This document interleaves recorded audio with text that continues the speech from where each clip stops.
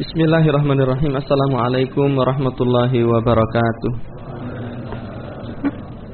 Innal hamdalillah nahmaduhu wa nasta'inuhu wa nastaghfiruh wa na'udzu billahi min shururi anfusina wa min sayyiati a'malina. Man yahdihillahu fala mudilla lahu wa may yudlil fala hadiyalah.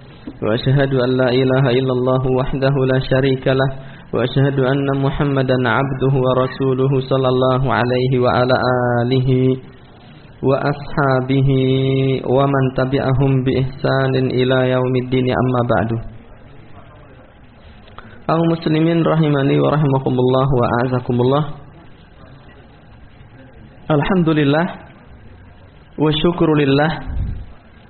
Segala puji dan syukur hanya milik Allah Subhanahu wa taala yang telah memberikan kepada kita banyak anugerah dan kenikmatan pada hari ini dan di hari-hari yang lain, sehingga kita bisa melanjutkan kembali pembacaan kita terhadap kitab As-Sihru Khataruhu At-Tahassunu Minhu wa Kaifiyatu Hallihi. Pada pertemuan yang lalu kita sudah sampai di halaman 22 ya. Sekarang kita menginjak halaman 23. Qala al-muallifu hafizahullahu ta'ala, penulis kitab ini semoga Allah senantiasa menjaga beliau, mengatakan an-nisa'u was-saharatu, wanita dan tukang sihir. Dzul-lub bil wafir, dzu itu artinya pemilik, al-lub akal, kecerdasan, al-wafir yang sempurna, orang yang masih memiliki akal yang sehat. Yan abi nafsihi anid dihabi ilal muftarin, seorang yang masih normal, yang masih memiliki hati yang jernih. Dia tidak mau membawa dirinya pergi kepada para pendusta, para dukun. Wa fin nisa'i man hiya sari'atul jaza'. Wa fin nisa', ada di dalam diri wanita-wanita itu man hiya sari'atul jaza'. Ya, kelompok wanita yang dia itu cepat jaza', cepat goncang, cepat goyah. Jadi wanita itu adalah makhluk Allah yang cepat goyah dan goncang, cepat sedih. Kenapa sebabnya? Karena mereka naqisatu aqlin wa din, mudah emosi, kemudian agamanya setengah. Kenapa? Ya karena kalau sedang datang haid kan mereka tidak bisa melakukan sholat dan puasa. Syari'atul jaza' alal qada'i wal qadar, mereka itu mudah goncang terhadap takdir. Idza lam yatahaqqaq muraduha alladzi tahwahu, idza apabila yatahaqqaq belum terwujudkan, belum terkabulkan muraduha apa yang menjadi keinginannya, alladzi tahwahu yang dia sukai. Jadi wanita itu kalau tidak mendapatkan apa yang dia idam-idamkan biasanya akan cepat cepat stres, cepat bingung, cepat goncang begitu. Rata-rata seperti itu. Makanya sebagian ulama kita itu iktarafa,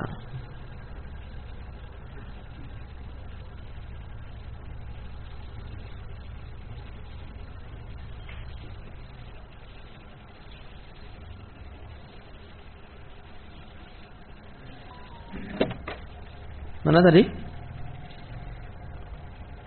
Wanita itu apabila tidak mendapatkan apa yang dia inginkan, dia biasanya lebih mudah untuk tergoncang. Fatasa'a ila tahqiqihi, sehingga ia berupaya untuk mewujudkan cita-citanya, walau fi ghairi mardatillah, meskipun dengan cara-cara yang tidak diridhai oleh Allah Subhanahu wa taala. Fatalja'u ila sahirin yakhda'uha wa yakhtali biha, sehingga dia akan pergi, akan mengungsi kepada tukang sihir untuk membantunya. Waqad yahtiku irdaha, dan terkadang si tukang sihir ini akan merusak kehormatan wanita tersebut. Wa ya'muruha bil 'audati ilaihi marratan ba'da ukhra, dan tukang sihir ini akan memerintahkan si wanita tersebut agar kembali kepadanya marratan ba'da ukhra, ya, berkali-kali terus gitu. Litahqiqi ma'aribiha, untuk bisa mendapatkan apa yang diinginkan. Waqad yasharuha fata'udu ilaihi, terkadang tukang sihir ini menyihir wanita tersebut, menyihir orang yang menjadi pasiennya tersebut. Fata'udu ilaihi, sehingga si wanita ini terus bolak-balik kepada si tukang sihir tersebut. Liya'khudha malaha, agar tukang sihir ini bisa dengan bebas mengambil hartanya, menguras hartanya. Wa yahtika irdaha, dan juga merusak kehormatan wanita tersebut. Sudah ada belum kejadian seperti ini? Banyak, bukan ada lagi banyak. Wanita pergi ke tukang sihir untuk mendapatkan apa yang dia inginkan, ya justru malah dikuras hartanya, kemudian diinjak-injak kehormatannya karena dia digendam, karena dia disihir. Makanya ajian puter giling. Giling tebu apa giling?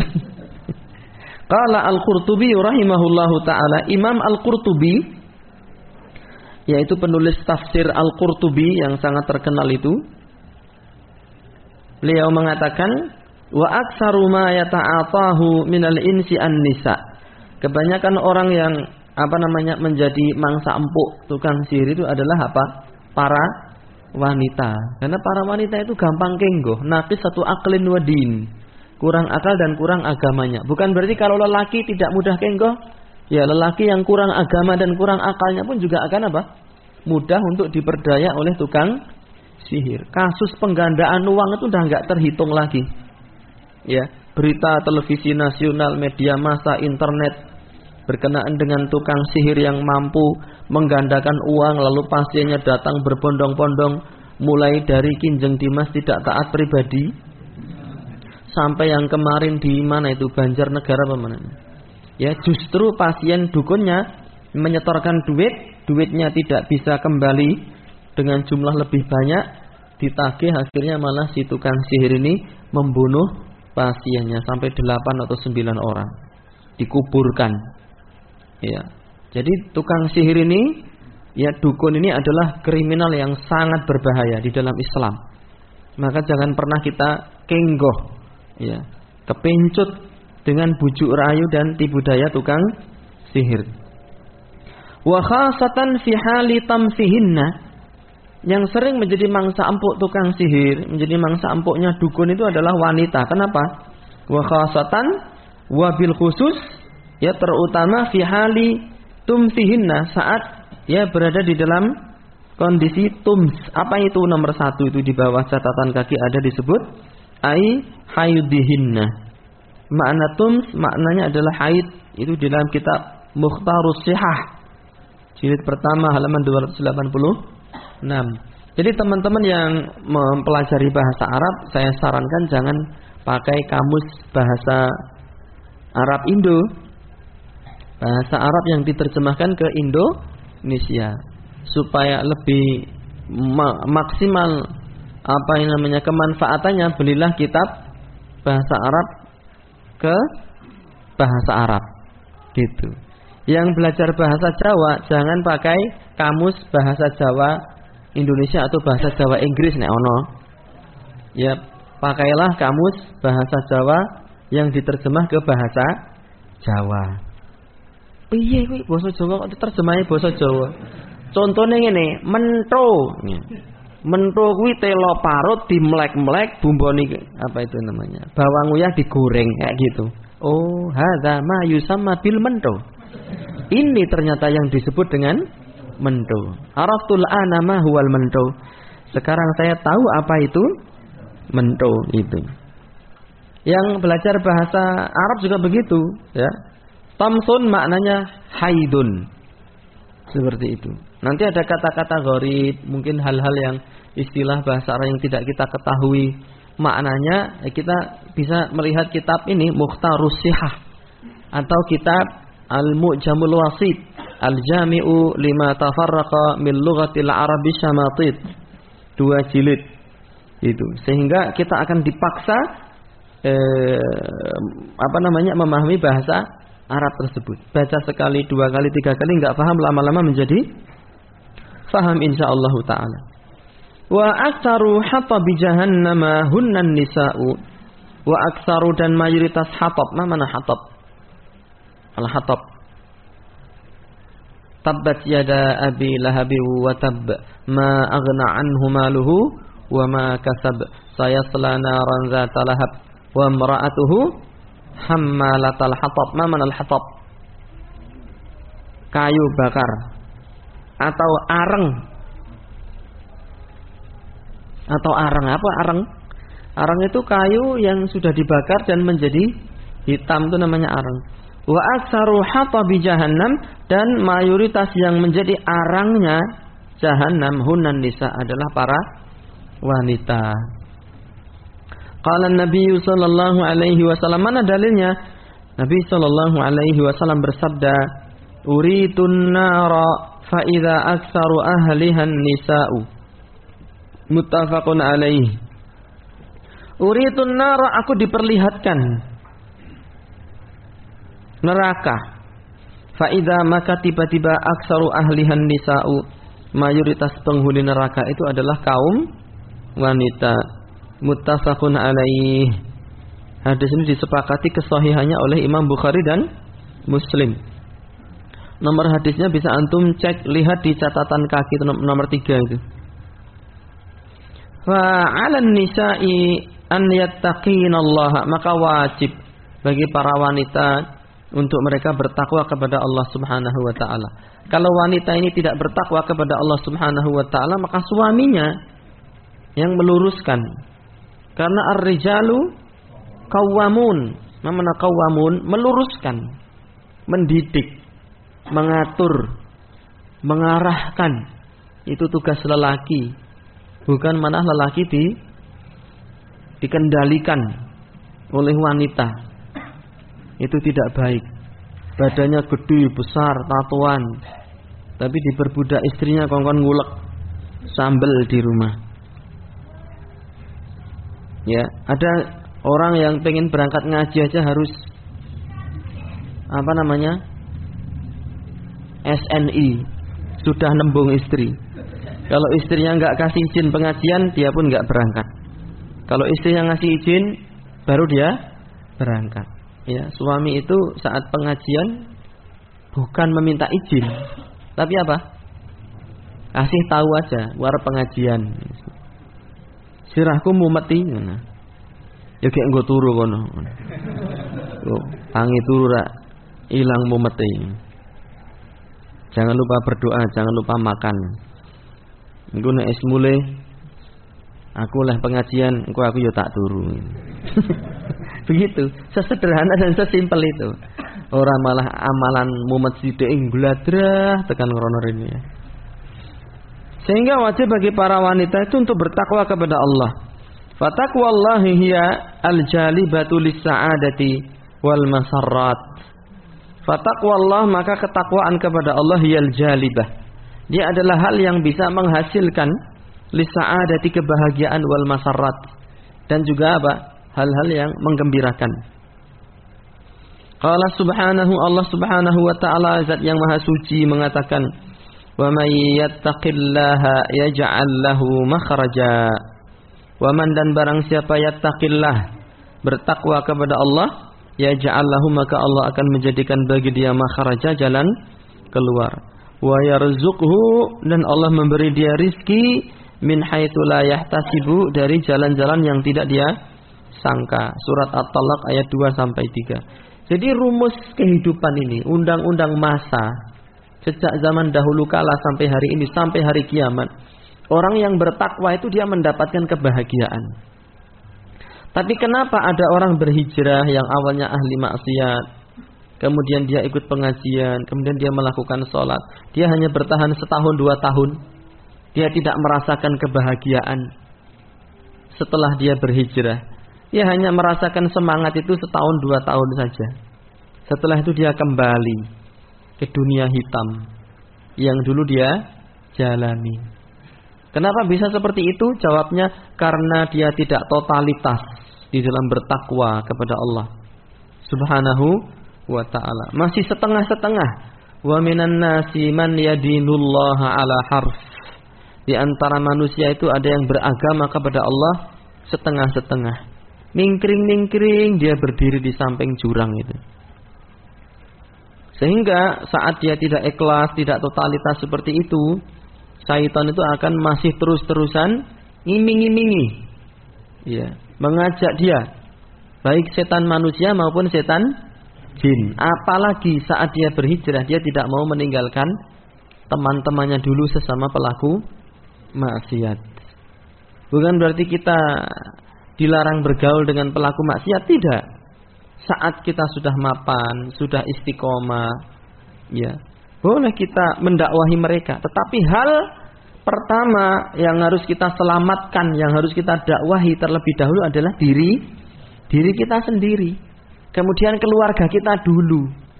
Wah, wis saploke ngaji ra gelem serawung, apa serawung ro menungso haram apa piye? Apa menungso liyane kowe iki najis? Tidak seperti itu. Kita tetap bergaul, bekerja, kemudian bergotong royong, menjenguk orang sakit.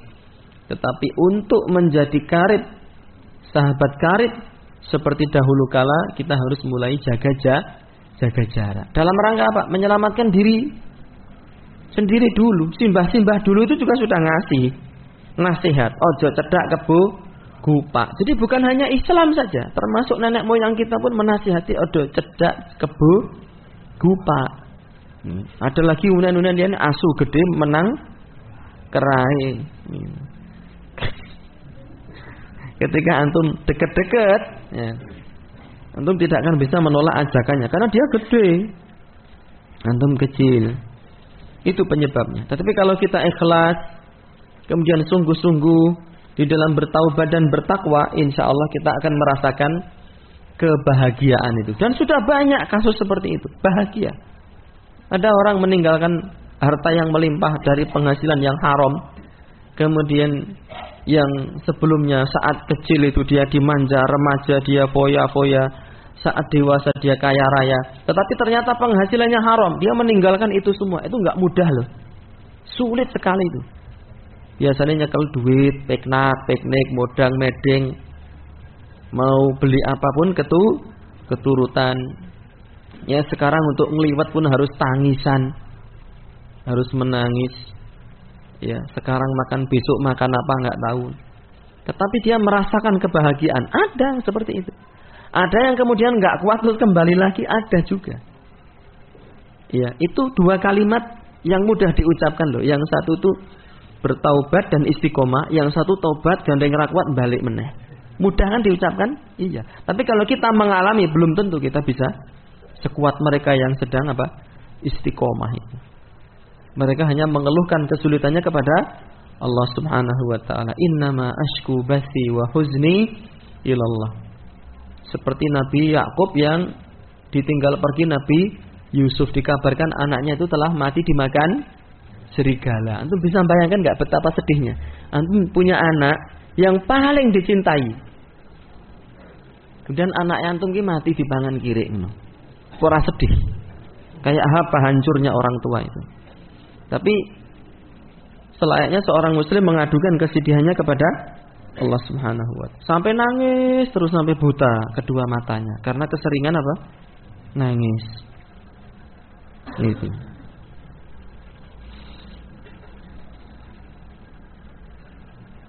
Wa alaihin ar-ridha bil maktub. Maka wajib bagi para wanita ini untuk ridho, lilo dan legowo bil maktub terhadap apa yang tertulis. Apa yang tertulis ini maksudnya? Takdir Allah Subhanahu wa taala yang telah tertulis. Sak dermo ngelakoni, sak dermo nampa, nggih narimo ing pandum. Tapi wanita rata-rata enggak bisa kayak itu. Iya, awang wedhuse mati wis jerit-jerit tok. Nangis itu, meraung-raung, yo ngalah. Lah kutu kuwi wingi ngopeni meteng arep mana malah mati karo-karone. Piye to, Pak? Iki, Pak. Piye iki? Tulung-tulung kayak gitu. Ya. Apalagi seorang wanita kehilangan duit 100.000, bahaya sing mikir iku. Nanti seminggu le masuk angin itu. Mikir 100.000 yang hilang. Apa enggak ada lelaki seperti itu? Eneng ya, Wan. Ada lelaki seperti itu. Saya punya teman, dia cuci mobil naruh tas isi 25 juta. Di sampingnya gini. Di samping kursi gini. Mobilnya dicuci, dia dolanan HP. Mau selesai cuci langsung bayar, pulang. Sampai rumah, tas kundi. Datang ke pencucian mobil itu, ditanya petugas, "Kalau saya nggak tahu Pak." Tiba-tiba dia ngantuk, kelusut gitu. Bangun-bangun itu sudah di rumah sakit. Semaput gitu. Karena 25 jutanya apa? Raib dan lenyap gitu. Siapa yang kepengen kehilangan 20 juta? Enggak ada ya. Tetapi kalau suatu saat kita tertimpa musibah yang perlu kita tanamkan, saat itu pula, saat musibah menimpa itu, semuanya sudah tertulis. Ya. Kopat kapito kaya petit ula tapak angin. Terus gimana itu? Kekejero kaya manuk beranjangan.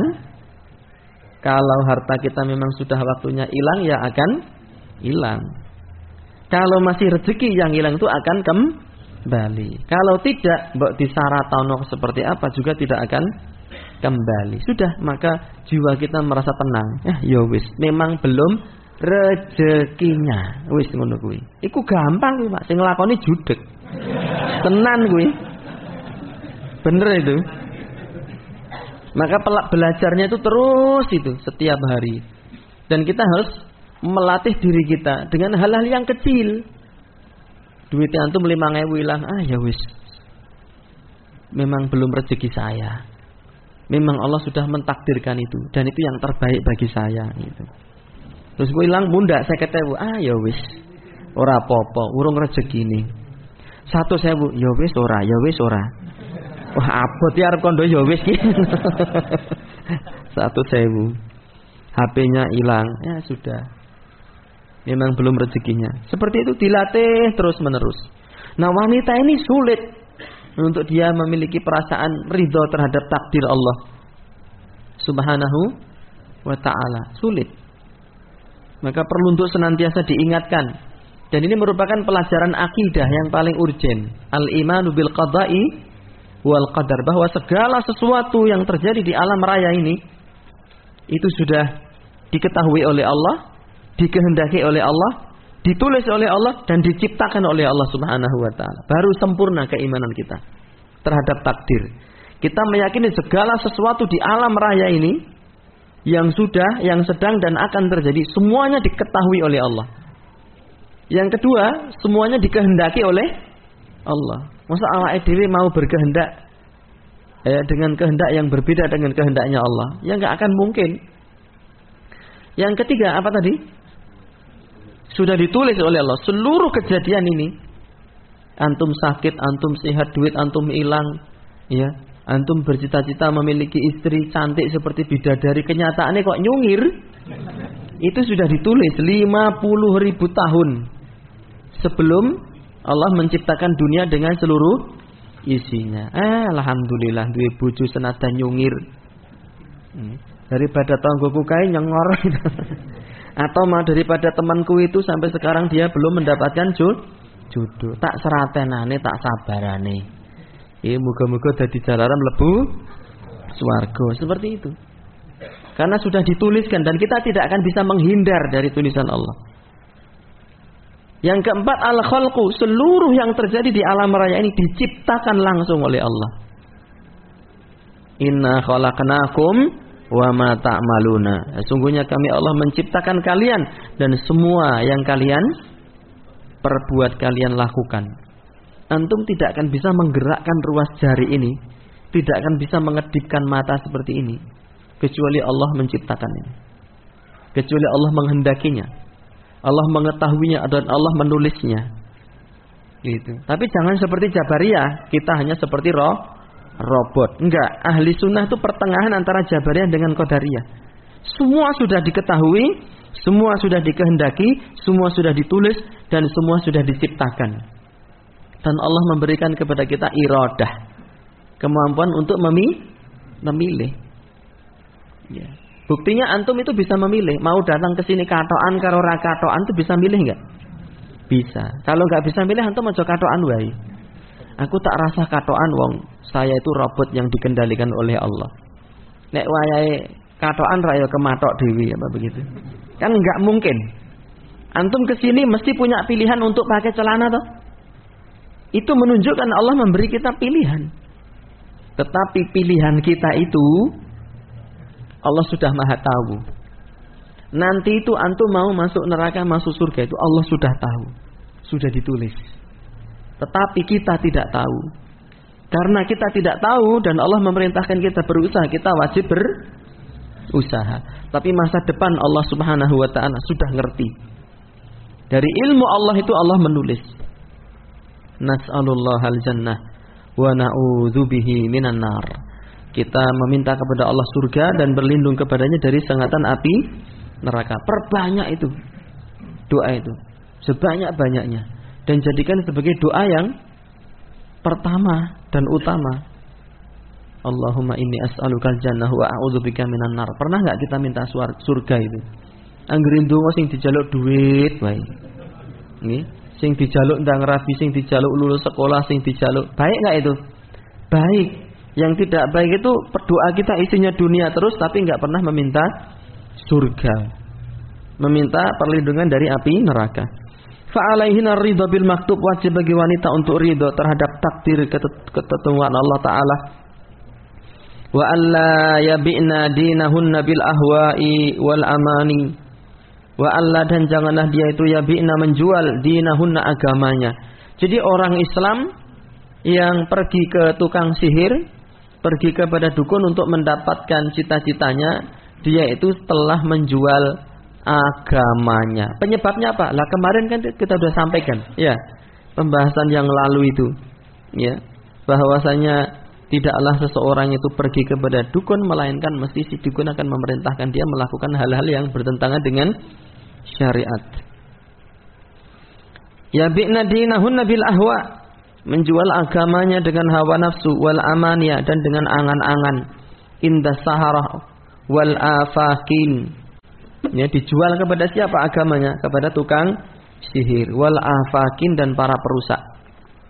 Wa idza aradna tahqiqa amrin, apabila si wanita itu, para wanita menginginkan untuk merealisasikan cita-citanya, fa'alaihinal iltija'u ilallahi bid-du'ai wal ilhahi alaihi subhanahu fit talab. Fa'alaihina, wajib bagi dia, para wanita itu, al-iltija, untuk mengungsi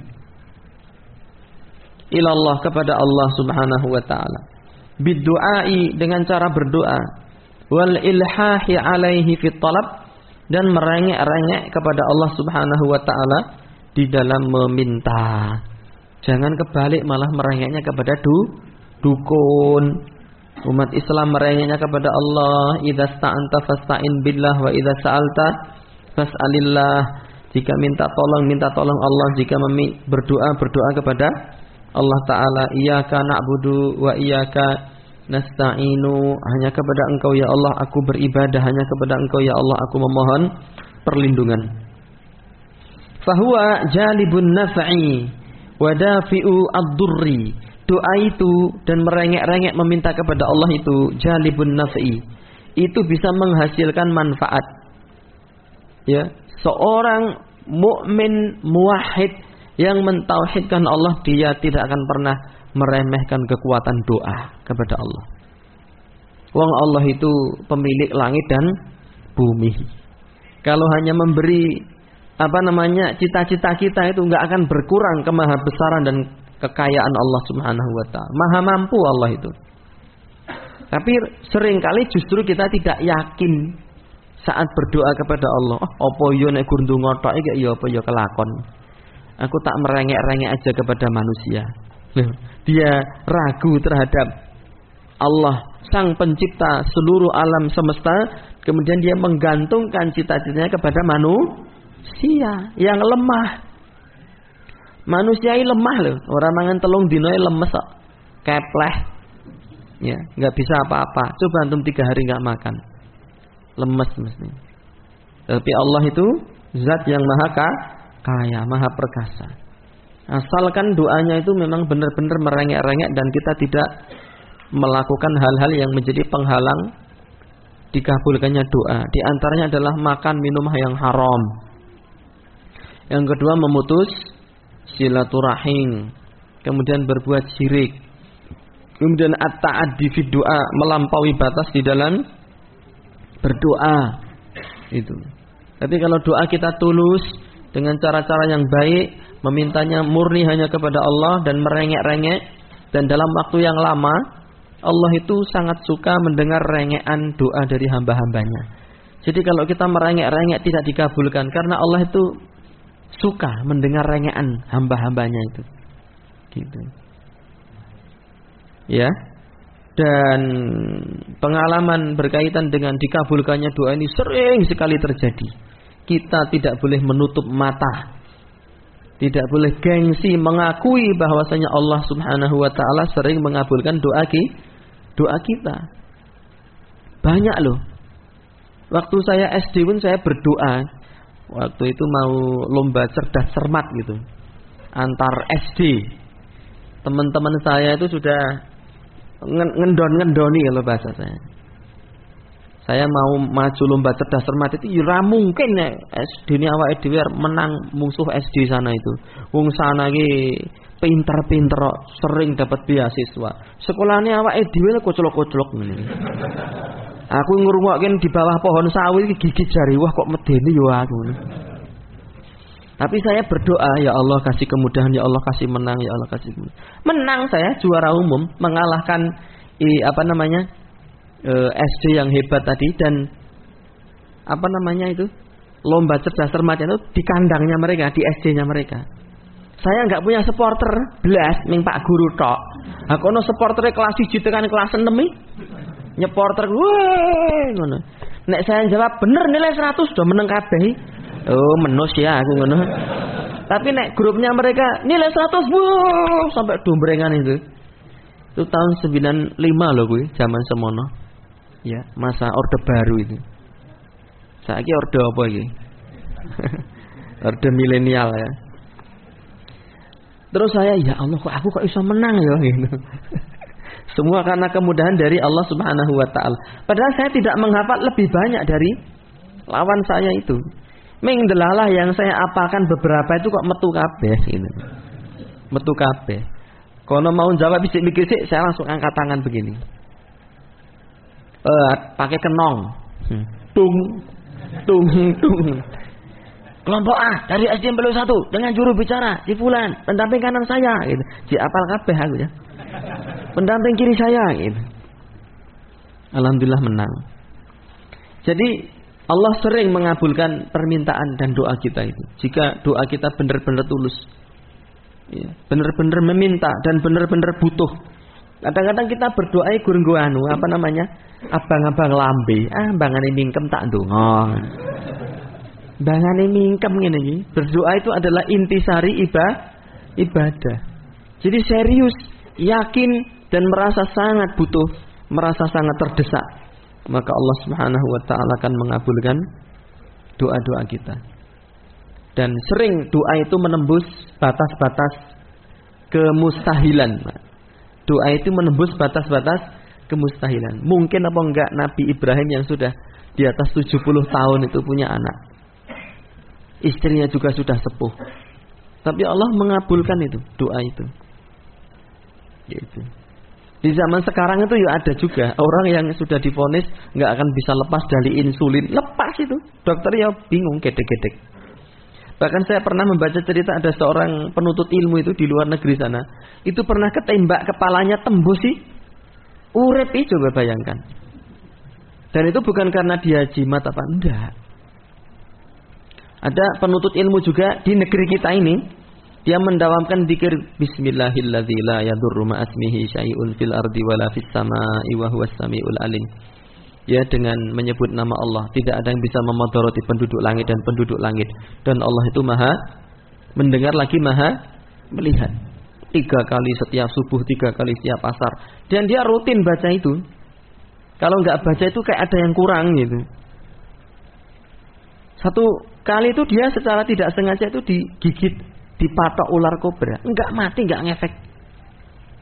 Iya. Tapi jangan mocok terus nyoncot. Catekan. Antum dicatek efeknya ngantuk loh. Tangi-tangi wis dibuntel. Na'udzubillahi min dzalik. Wa idza aradna tahqiqa amrin, apabila wanita ingin merealisasikan cita-citanya, fa alaihin al-iltija'u ila Allah wa du'a wal ilha alaihi subhanahu fi talab. Fa huwa jalibun naf'i. Doa itu memang memberi manfaat. Manfaatnya bahkan besar. Bahkan Imam Ibnu Qayyim mengatakan salah satu bentuk berpalingnya kita dari kitab Al-Qur'an, inna qaumi ittakhadhu hadzal qur'ana mahjura. Ya Allah, kaumku itu menjadikan Al-Qur'an ini tidak diacuhkan. Salah satu bentuk tidak mengacuhkan Al-Qur'an itu, antum perlu tahu itu, tidak pernah berobat dengan menggunakan Al-Qur'an.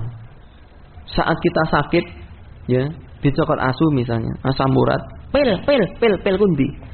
Jadi yang pertama dan utama yang dicari adalah pilnya itu.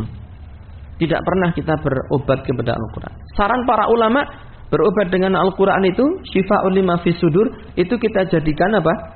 Opsi yang pertama dan utama. Ya, baca Fatihah, terus didoni dia usar-usar ke kakinya yang sakit dengan penuh keyakinan. Dan banyak hadis itu ada satu kaum digigit binatang berbisa dibacakan surat Fatihah. Padahal sudah ditambani kemana-mana nggak sembuh. Bacakan surat Fatihah sama sahabat sembuh. Lalu dikasih apa? Daging kambing sahabat ini. Kata Nabi, saya kasih daging kambing itu. Berarti kita meruqyah orang itu boleh menerima opah, tapi tidak boleh menentukan tarif. Nyuwun tulung diruqyah gelem ning ngopahi ingko wedhus. Kambing guling gitu. Padahal kambing guling itu 3,5 juta aja. Yang model beh 3,5 juta.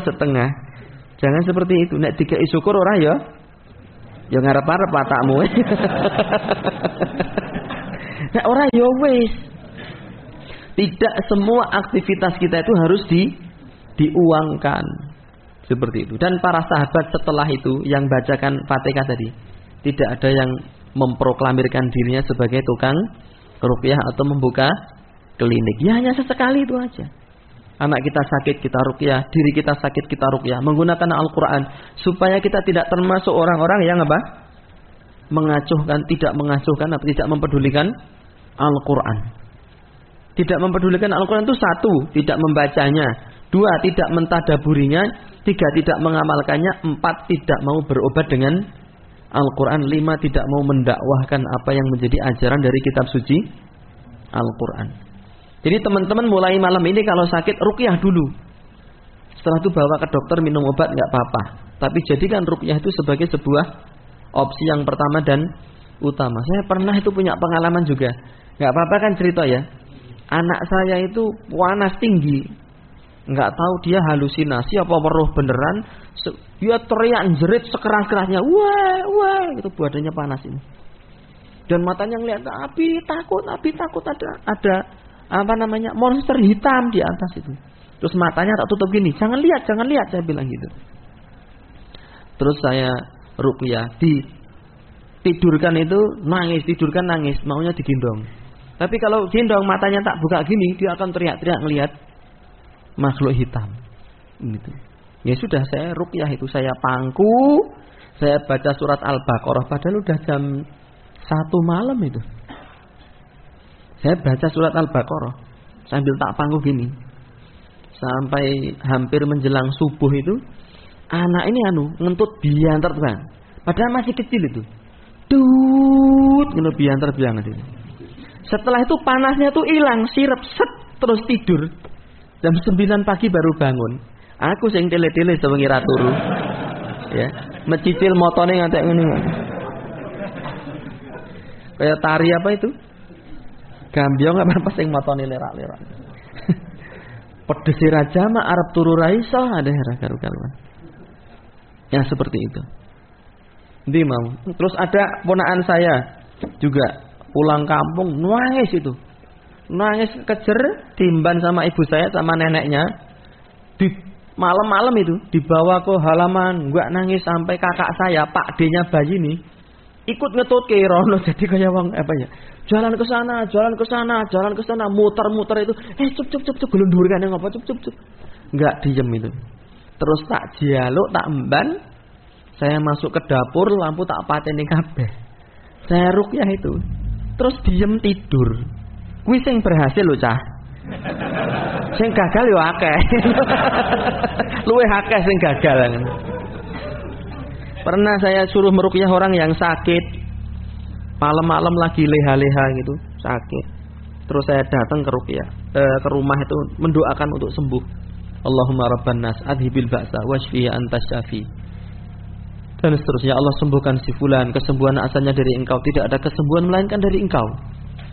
Saya sebul gini yang air, saya minumkan, terus saya pamit gitu. Niatnya ben sembuh waras gitu loh. Baru saya nyaleh ke kepala, kula nuwun enten napa pun mati. Waduh, ditungake ngen waras malah mati. Nggih sepurone kula ngoten iki.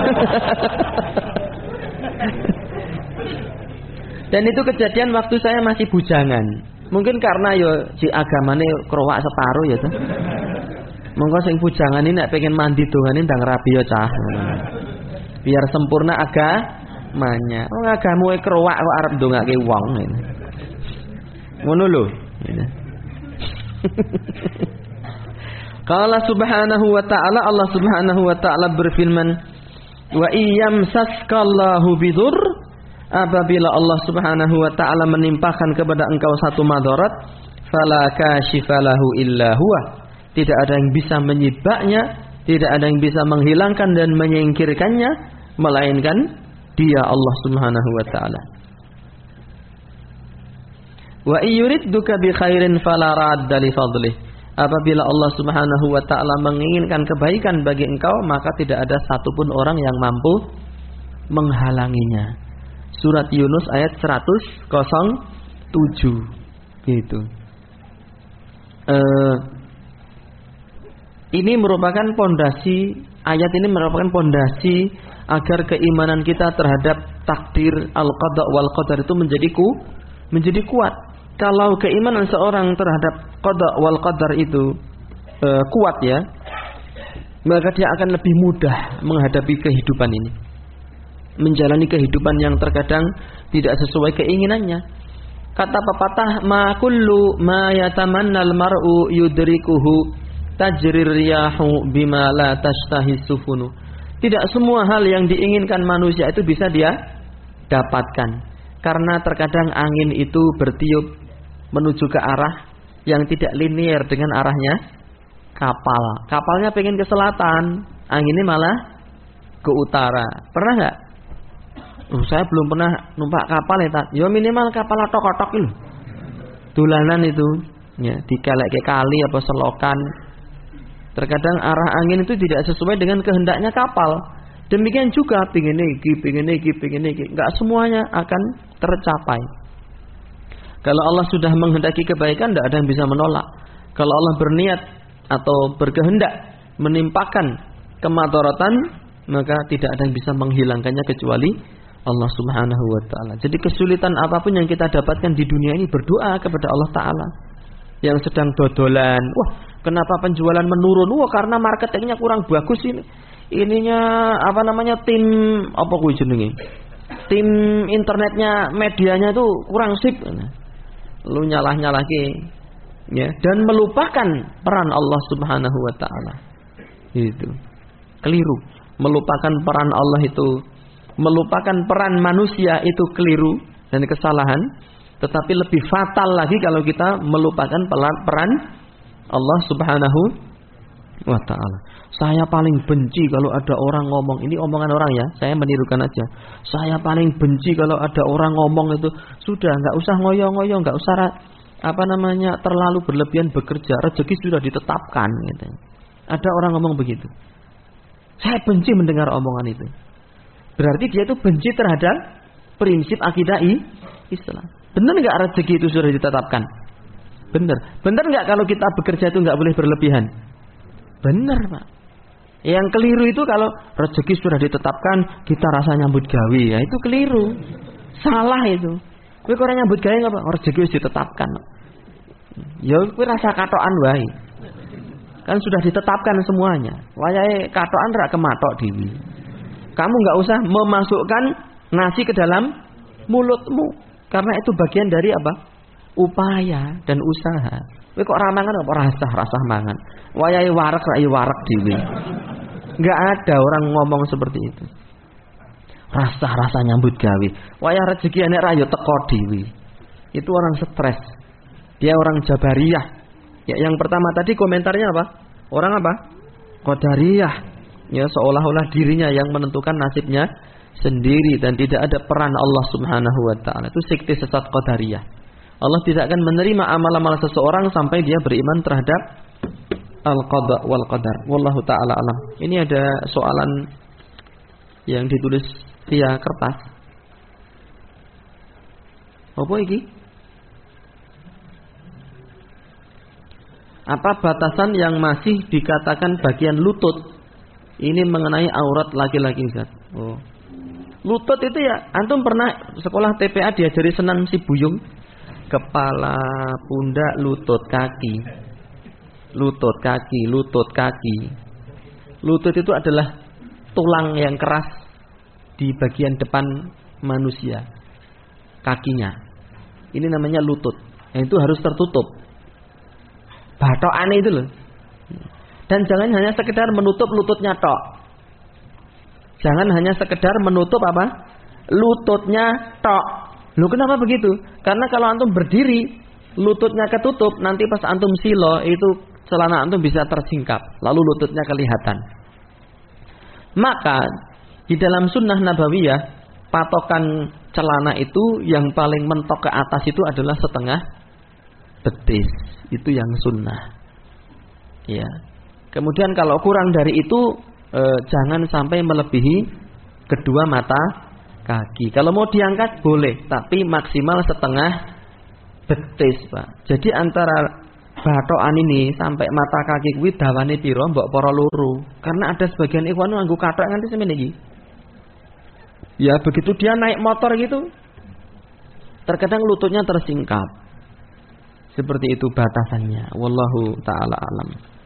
Bisa. Nanti antum bisa cek lah ar-rukbah, makna ar-rukbah di dalam kitab tadi, Mukhtarus Sihah atau Mu'jamul Wasit atau Lisanul Arab.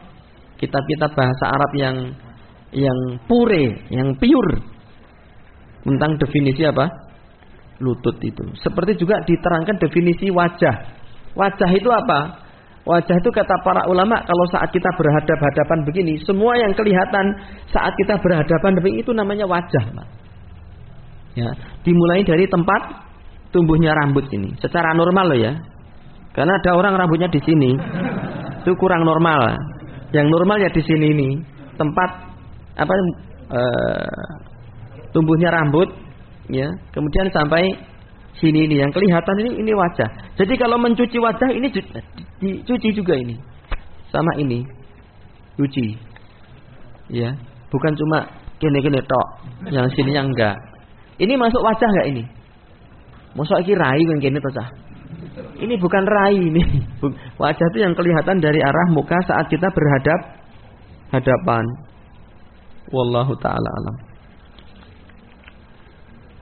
Saya itu sekarang karena sudah faktor U ya. U itu 2 ya, usia dan untalan. Itu kalau membaca aku ini kadang kurang jelas, harus dijauhkan begini.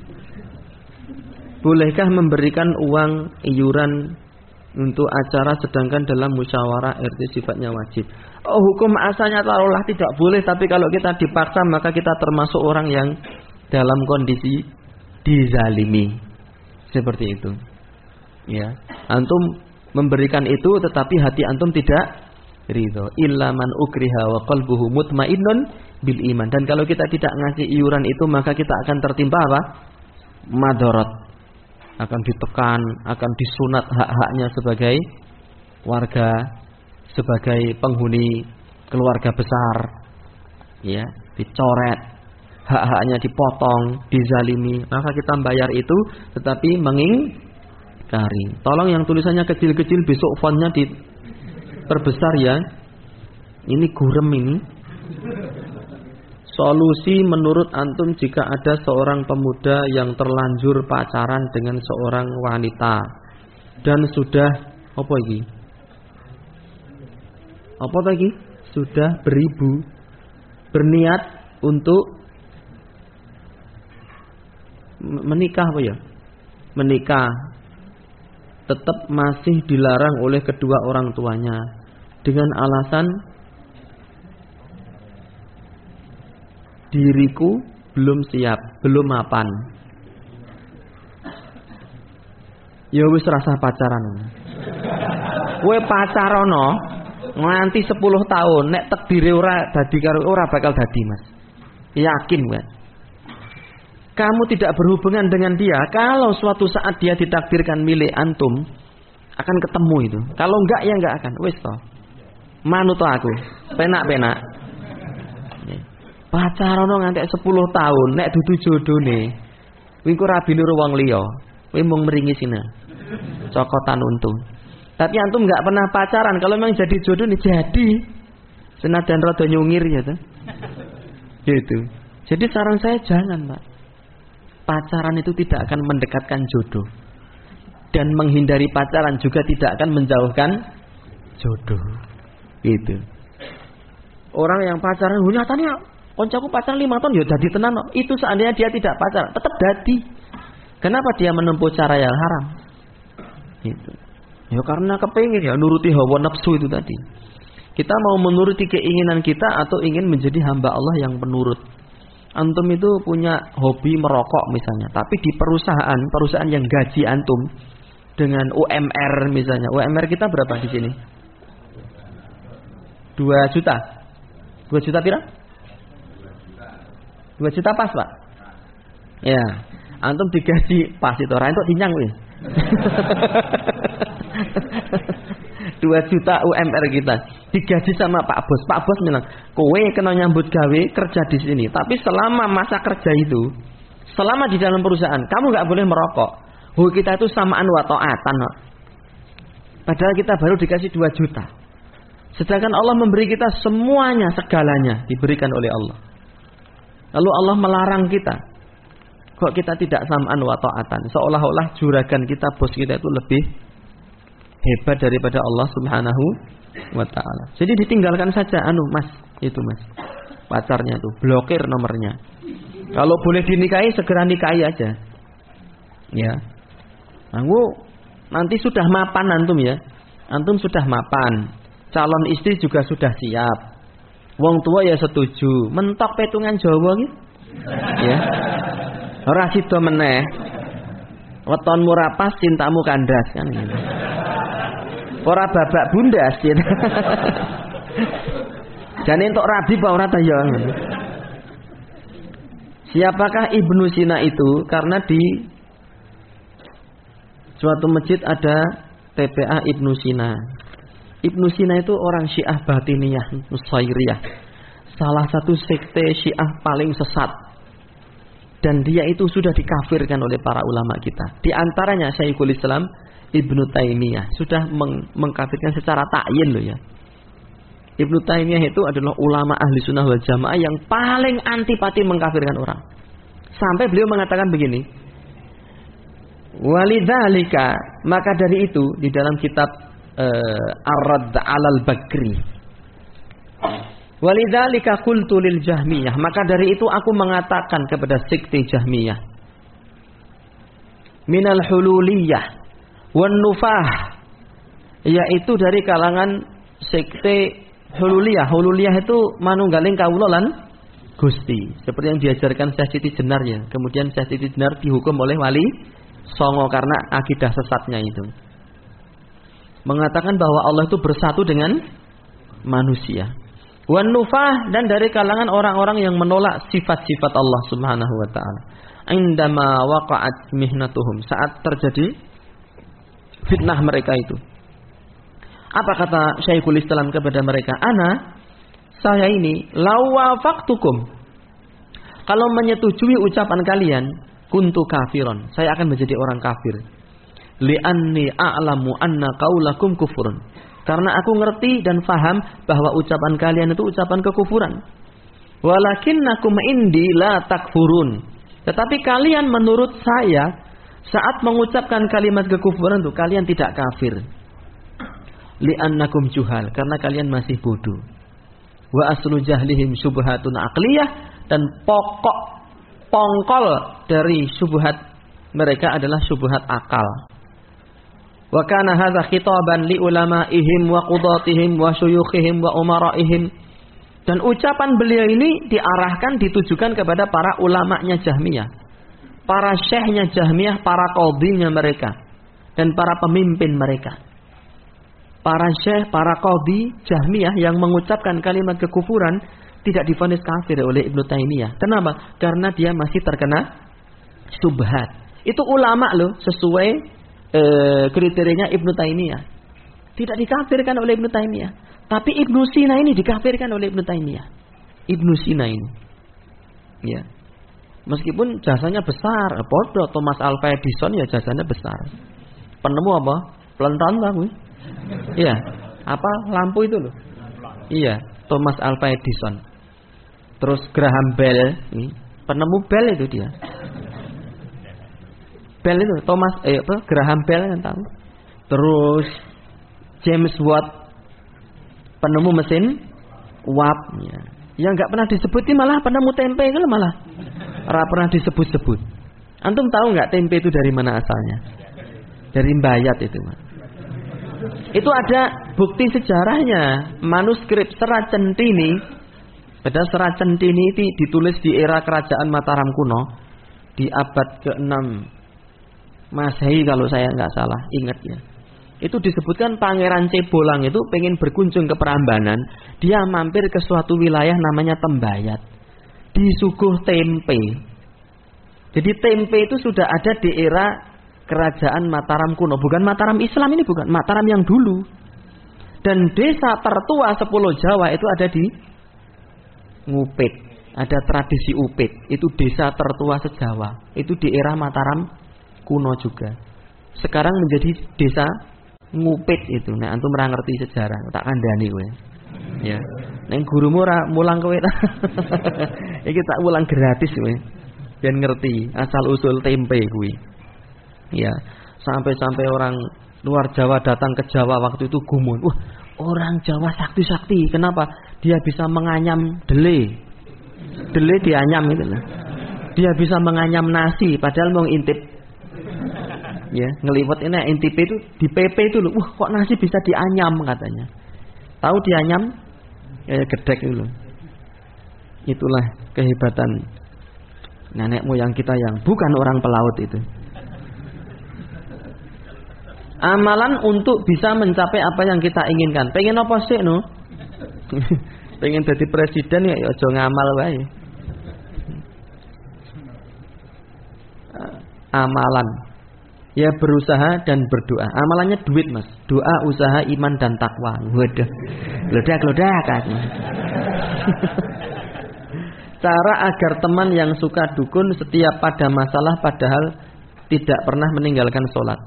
Bagaimana cara agar teman yang suka dukun? Piye kowe karepmu? Bagaimana cara agar teman yang suka dukun setiap ada masalah padahal tidak pernah meninggalkan sholat? Karepmu piye kowe? Bagaimana cara agar teman yang suka dukun? Ini bukan kalimat sempurna loh itu. Bukan jumlah mufidah. Ya. Wi podo iki lho tak wacake gitu aku. Ini juga satu kalimat yang mungkin setipe dengan kalimat tersebut itu.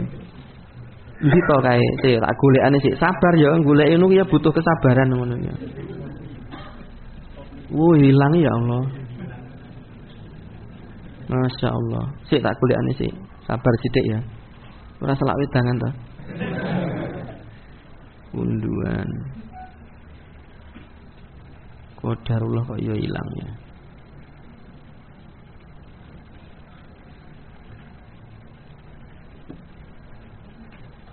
Aduh, screen semua.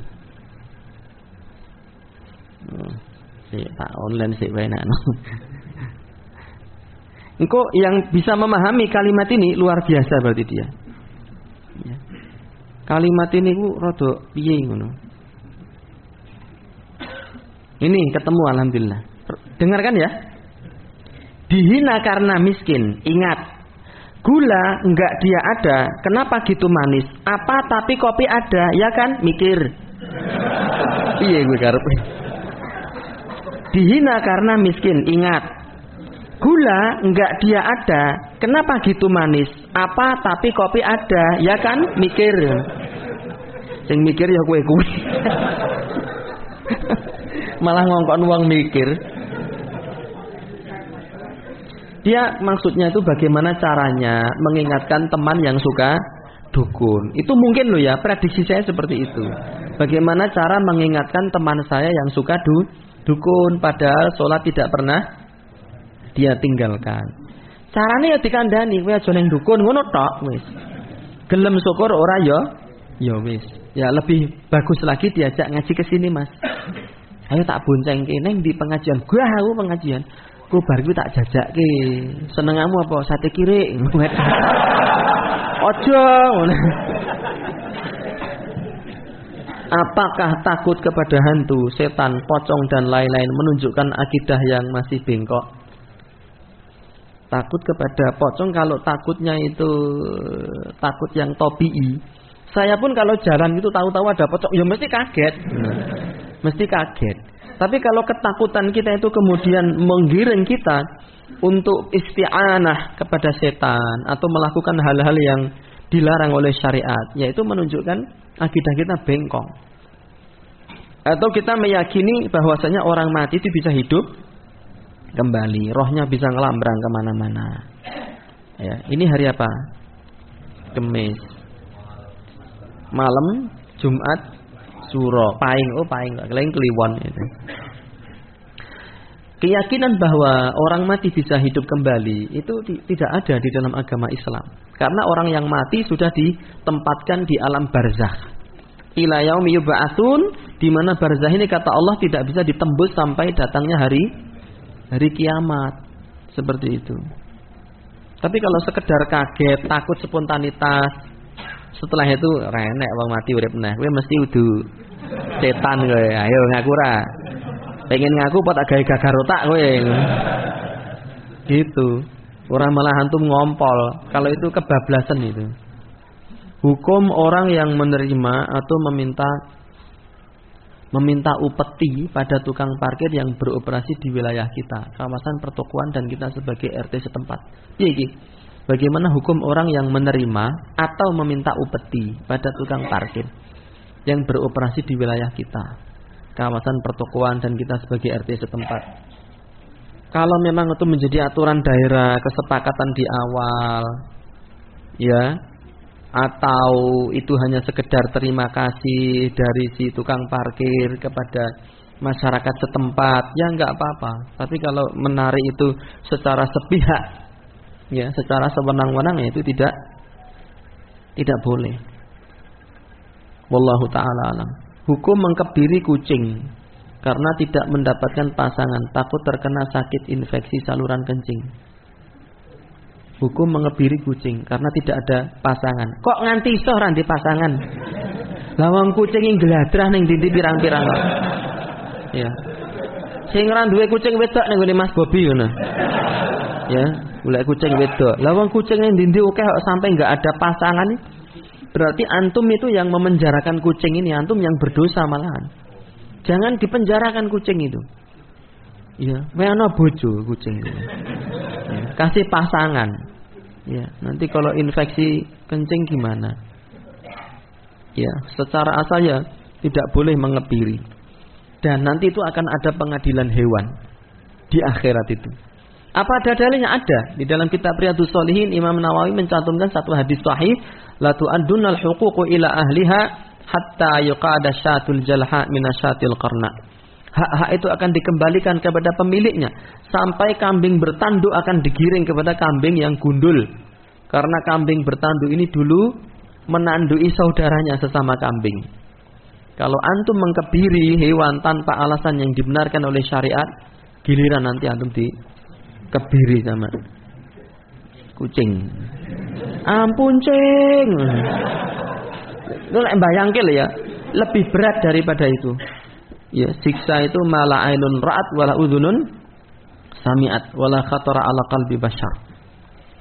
Karena begitu sangatnya ingin ke Baitullah untuk ibadah haji, tapi duit belum punya, tapi alhamdulillah Allah kasih kesempatan ibadah yang nilainya seperti haji dan umrah, salat sunnah. Apa yang jam berapa kira-kira dan berapa rakaat? Itu salat subuh, salat tahiyatul masjid, salat sunnah ba'dal wudu, salat qabliyah subuh, diniatkan 1-2 rakaat tapi niatnya banyak, dapat pahala banyak. Salat subuh berjamaah, terus berzikir, apa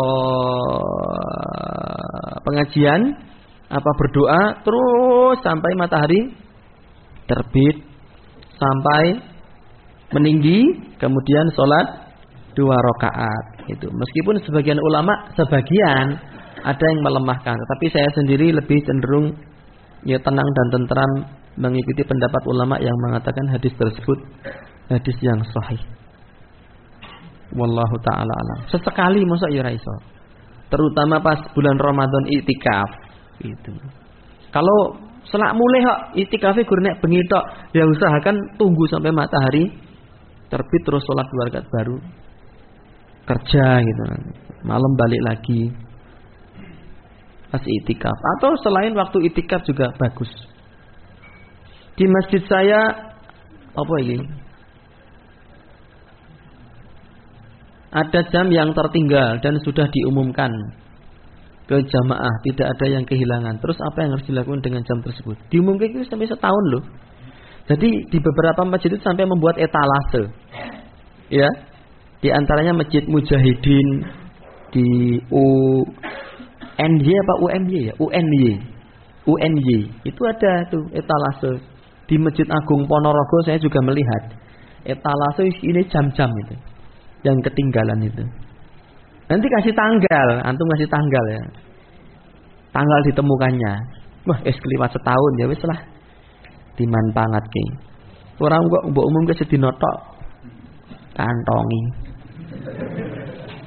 Bagaimana hukumnya bagi kita apa iki? Diminta untuk membantu calon partai untuk mendapatkan polling suara pemilihan. Oh, saya pernah itu diminta oleh orang yang pengen nyalon, saya diminta untuk mencari sekian orang gitu ya. Sekian orang supaya nyoblos dia gitu. Nanti terus dijanjikan begini. Itu kan namanya kontrak politik atau terkadang ada yang menggunakan apa? Suap. La'ana Rasulullah sallallahu alaihi wasallam ar-rashi wal murtashi. Allah melaknat orang yang menyuap dan yang diberi suap. Saran saya jangan. Madaratnya besar. Baik bagi agama maupun bagi kemaslahatan dunia antum. Gitu. Jadi banyak musuhnya. Digedingi wong. Terkadang orang itu sampai berkelahi gara-gara beda pilihan.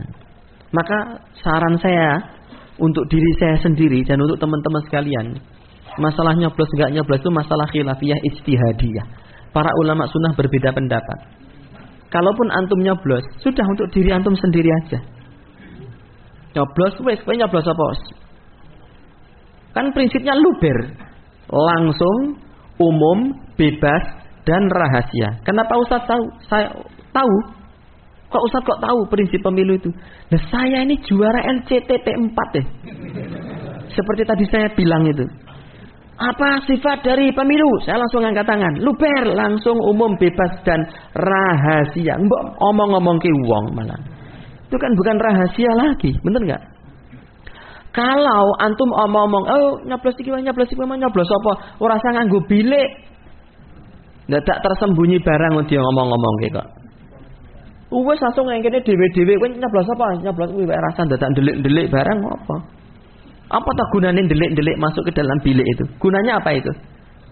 Hah? Rahasia. Kok malah antum gembar-gembor ayo nyoblos iki wae, kowe mau nyoblos apa? Itu jadi melanggar itu.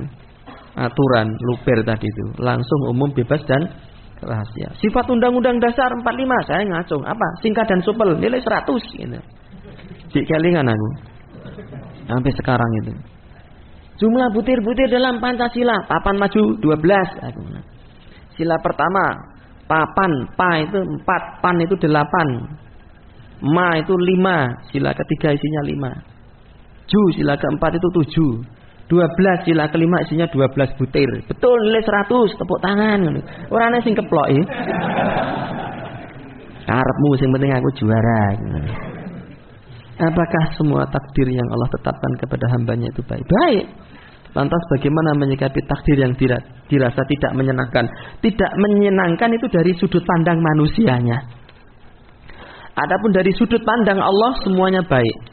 Mana dalilnya? Nabi mengatakan wasyarru laisa ilaik, dan keburukan itu tidak dinisbatkan kepada engkau wahai Allah, sama sekali enggak. Allah menciptakan setan, ya. Setan itu bagi kita buruk, Pak, karena dia mengajak kepada keburukan. Tetapi penciptaan Allah terhadap setan dari sudut pandang Allah itu baik. Dengan keberadaan setan itu Allah memberi ujian kepada manusia, mana yang benar-benar beriman, mana yang ingkar. Selalu ada hikmahnya. Begitu. Keberadaan orang nyolong, orang maling itu tidak baik dari sudut pandang manusia. Tapi dari sudut pandang Allah baik, Pak. Jadi ada institusi polisi, ya. Ada orang menjaga keamanan, ada orang saling menasihati. Awas lu kalau parkir motor dikunci, sekarang banyak maling, dapat pahala. Pak polisi, Pak Satpam, ya. Petugas keamanan itu gerakan penegak disiplin, jadi punya penghasilan, maisha penghidupan, gara-gara mereka menjaga masyarakat dari maling. Itu diantara hikmahnya, dan hikmah-hikmah yang baik itu disematkan kepada Allah. Adapun yang buruk itu dari sudut pandang apa? Manusianya. Semoga bisa difahami. Wallahu ta'ala. Poin berkenaan dengan sholat sunnah rawatib yang 12 dalam sehari, apakah masih ada yang bisa menyempurnakannya jika kita tertinggal salah satunya? Jazakumullah khairan. Kalau kebiasaan kita melakukan itu, iya, kebiasaan kita melakukan sholat itu kemudian kok lupa, maka itu boleh diqadha. Berkenaan dengan larangan berbicara agama tanpa ilmu, apa nasihat antum jika kami yang masih awam ini diminta mengisi kultum masalah agama? Semoga Ustaz dan kru kajitiku senantiasa mendapat pertolongan dari Allah Ta'ala. Amin wa antum kadzalik. Saran saya antum baca dalil kalau belum ngerti dalil. Baca makalah lalu disampaikan dan jangan keluar dari apa namanya? Dalil tersebut. Kalau ingin menjabarkan baca keterangan para ulama. Kan banyak kan buku-buku bermanhaj ahli sunnati wal jamaah. Ada khutbah Jumat setahun. Ya, antum baca itu lebih aman. Kepepetnya disuruh apa? Berceramah untuk menyampaikan apa? Agama. Jangan berangan-angan, berfantasi, menjelaskan sesuai dengan apa namanya? Pemahaman antum sendiri. Kata para ulama, Imam Ahmad mengatakan, iyyaka an tatakallama fi mas'alatin laisa laka fiha imamun. Janganlah engkau berbicara dalam urusan agama yang engkau tidak memiliki pendahulu sama sekali. Tidak ada ulama salaf yang mengatakan statement seperti itu, maka kita tidak boleh mengatakannya. Itu lebih aman. Jadi saran saya ya belajar terus. Kemudian kalau ingin menyampaikan ilmu agama di hadapan khalayak, lebih baik membaca. Ya, terutama poin-poin dalilnya itu. Poin-poin dalilnya dan pemahamannya. Kalau pemahaman nggak harus sama, kita bisa menyampaikan secara makna. Kalau nggak tahu pemahamannya, sudah bacakan saja sudah. Itu jauh lebih aman. Kemudian ditutup Jika benar asalnya dari Allah, jika keliru asalnya dari saya dan dari syaitan, dan saya bertaubat berlepas diri dari kekeliruan tersebut. Lalu membaca doa kafaratul majlis dengan harapan kekeliruan kita selama duduk itu diampuni oleh Allah Subhanahu wa ta'ala. Tapi saya juga mengasih saran, kalau sekiranya di masyarakat antum itu ada orang lain yang sudah layak, yang sudah tampil berbicara, ya enggak usah kita berbicara. Tapi kalau enggak ada, justru yang berbicara itu orang-orang yang ngawur, orang-orang tidak berjalan di atas akidah ahli sunnati wal jamaah, ya lebih baik antum yang maju. Jadi sifatnya itu kondisional, kasuistik, berbeda antara satu wilayah dengan wilayah yang lain. Saya kalau di Masjid Nabawi rawani ceramah aku cah. Dupak raiku aku. Nang kono. Di sana isine para alim, para ulama, ahli hadis, ahli tafsir, ahli usul. Kene arep ceramah nang kono. Edan apa piye ya? Gitu. Enggak berani kalau sikonnya itu di sana. Ya. Tapi kalau di sini ya wani-wani angas lah ya. Wani-wani sithik. Seperti itu. Antum di kampung juga begitu, sudah ada dai yang memiliki ilmu agama dan berjalan di atas akidah ahli sunnah. Ya, antum disuruh ceramah niku mawon Pak, ingkang langkung pono ing pamawas lebda ing pitutur limpat ing kawruh inggil ing pawiyatan. Nggih. Lebda ing pitutur, anek kula niki ming kleang kabur kanginan kandang langit kempul mega. Merica-merica kecut sembur-sembur adas, timun-timun wungkuk gitu. Menir-menir pecah gitu. Mboten samawon, mengke kula ndak malah okeh klerune seperti itu. Tapi saat antum berbicara seperti itu di tengah masyarakat yang rusak akidahnya, ya, imamnya pun bacaan Fatihah ya amburadul ra karo-karo, maka antum harus berani tampil. Tidak boleh mendiamkan situasi seperti itu. Dengan cara apa? Baca poin-poin pengajian yang antum sampaikan itu, cari dalilnya. Kalau nggak ngerti maknanya, tafsirnya, tanya kepada ustadz. Gitu. Baru disampaikan pelan-pelan. Karena kebenaran lebih layak untuk diperjuangkan daripada kita diam. As-sakitu anil haq syaitonun akhras. Seorang yang diam dari kebenaran, menyampaikan kebenaran, padahal dia tahu dia adalah setan yang bisu. Na'udzubillahi min dzalik. Wallahu ta'ala alam bisawab. Wa sallallahu ala nabiyyina Muhammadin wa alihi wa sahbihi wa sallam wa akhiru da'wana anil hamdulillahi rabbil alamin. Wassalamu alaikum warahmatullahi wabarakatuh.